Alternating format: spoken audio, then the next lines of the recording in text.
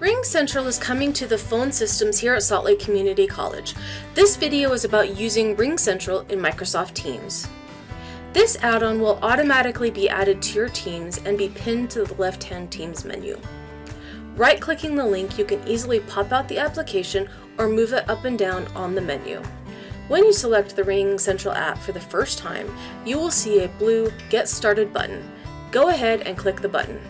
A new window will pop up that has two required options. One is log into RingCentral, the other is authorize RingCentral to be connected to your Teams account. After you click on Authorize Microsoft Account, select your SLCC.edu account and approve the Duo notifications.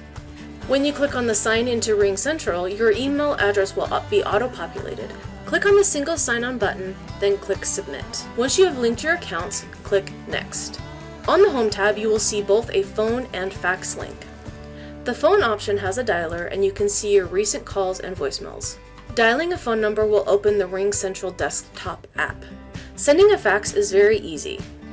Under the fax option, you will be able to see all received and sent faxes as well as any failed faxes. To send a fax, click on the plus sign. You will have the opportunity to fill out a cover sheet and attach a file. Be aware that it can take several minutes if it is a large document.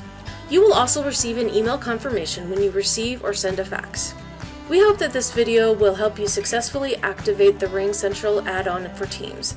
If you have any questions, please visit our support site at support.slcc.edu and search our knowledge base articles, or you can call 801-957-5555 during normal business hours. Thank you for watching.